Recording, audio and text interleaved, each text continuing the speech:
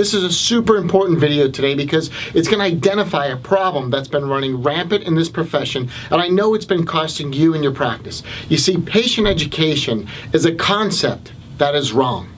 Patient education has actually been costing you referrals. I could even tell you that it's cost you in your new patient marketing.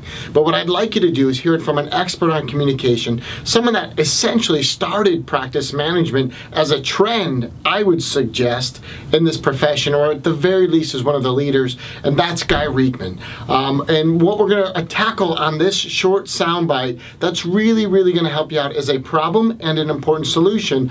Also mixed in is my good buddy Jason Deitch, but it comes around this concept of why patient education is costing you in your practice. Guy Reekman will clear it up in a real casual conversation the three of us are having, and then stick around after the video because this conversation that we had at the California Jam has spawned into a major concept that will shift your practice. And if you watch this video, you're going to see exactly what I'm talking about, because all too often we also start sharing our message in a place where it isn't welcome. And it goes right back to one of my favorite phrases, which is attract believers.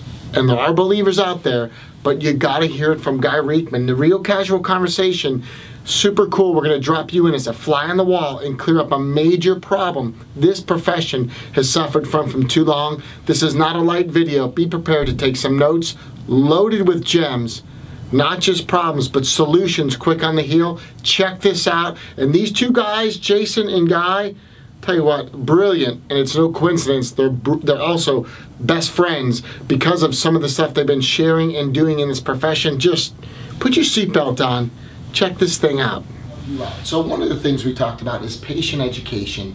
And first of all, just kind of how wrong that term has been over the years. I think, Guy, that's probably a great one for you because we've used that term for so long. How do you feel about patient education?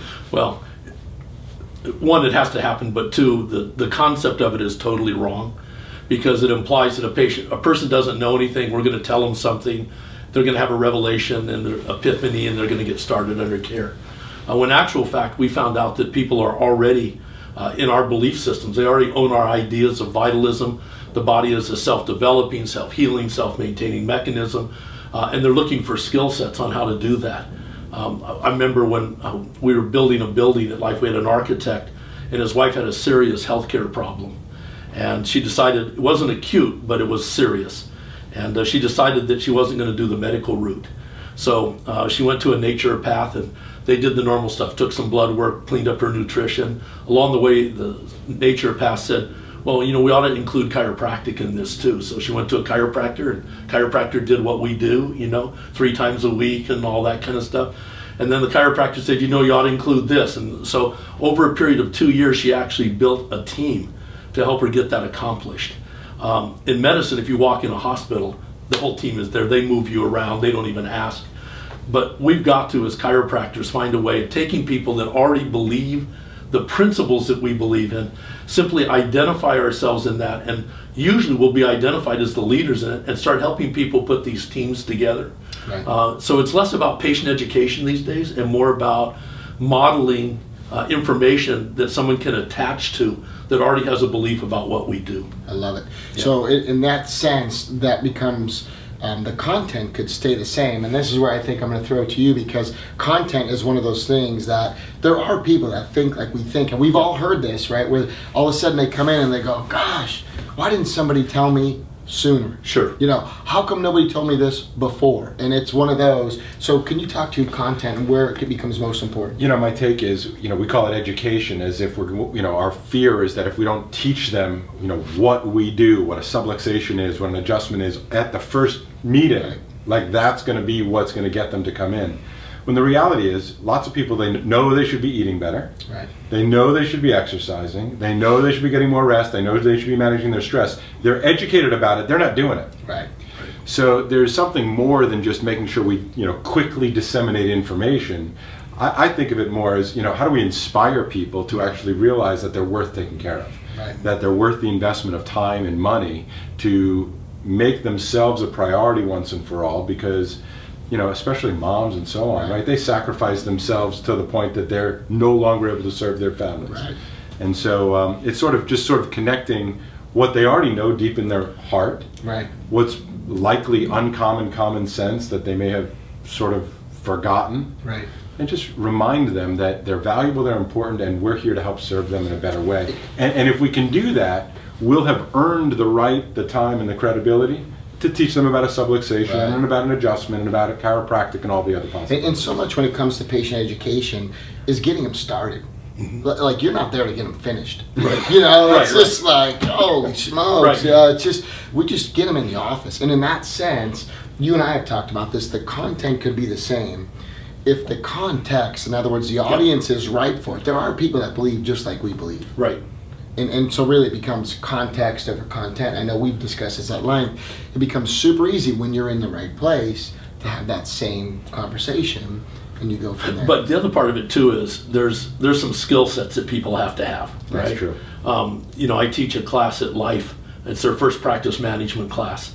And first of all, how cool is that? I mean, just like, anyway, yeah. I want that class. Yeah, it makes you want to go back to school. Yeah, oh, not for the whole time, but right, classmates. Yeah. Right. Don't come back. It's still school. It is still school. You do not want to come. There's still tests. It's still school. Okay, yeah, no, I'm out. But anyway, you know, so I'll be in class. These are 5th quarter students, right? So they're not even like first day chiropractic or potential chiropractic patients.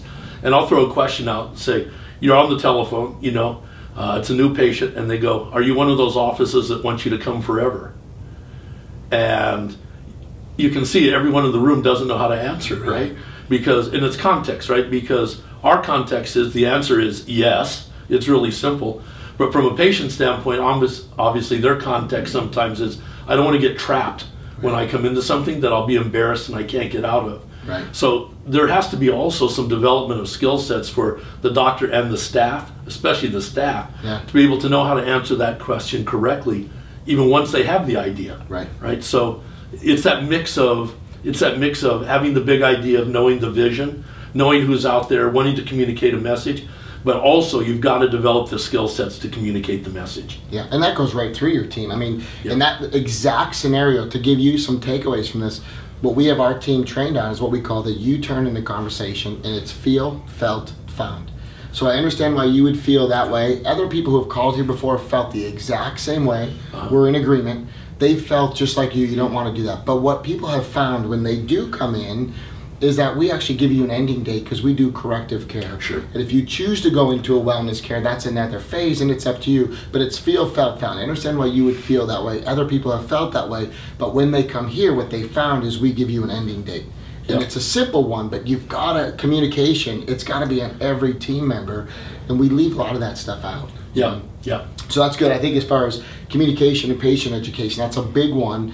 And you can see how context trumps content. You can say the same thing, but if it's to a group of pissed off orthopedic surgeons that don't want to learn anything, it's not going anywhere. Or if it's that audience that already believes what we believe, then the phrase that we like is, you attract believers. They already believe it. Just attract. Would you want to attract a skeptic to your practice? But we do. You're right. So how cool is that? Guy Riekman's a living legend, and what he brought up is this idea that patient education is a wrong concept, that we need to somehow tell everybody and that would fix it. Not it. What you also heard him say is what you've heard on this YouTube channel, and if you're not yet a member, subscribe to it. Because what we've hit repeatedly is that you need to attract believers. Why would you want to attract a skeptic? You're knucking futs. Attract believers. That's where you want to go with this. And what Guy touched on there was attract believers. And there are groups of believers out there. And this rule that context is more important than your content, gold. And Jason Deitch dropped in the idea of, educating versus inspiring. And we also touched on the context. It's dynamite. Look, I want to give you an invite. Guy Riekman and Jason Deitch and I are going to be doing a special workshop on Guy's Ranch the last weekend in September. Based on that last conversation, we've been shaping up some brilliant things that touches on team communication, statistical growth, communication within your practice and in your community, online and automated, straight from the horse's mouth. Just a brilliant workshop we're putting together for the last weekend in September. It's going to be invite only. So consider yourself warned.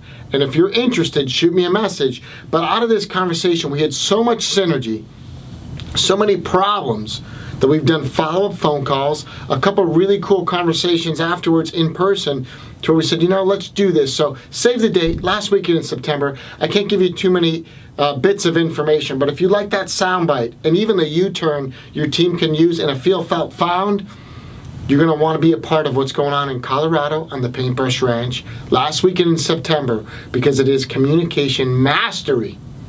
And I'll tell you what, Guy Reekman started, you know, communication and practice management in 1974, over 40 years, living legend. And if you think as much of him as I do, you should, because after spending some good quality time, it goes far deeper than what we could even show in this video. Save the date, watch this one a couple times through.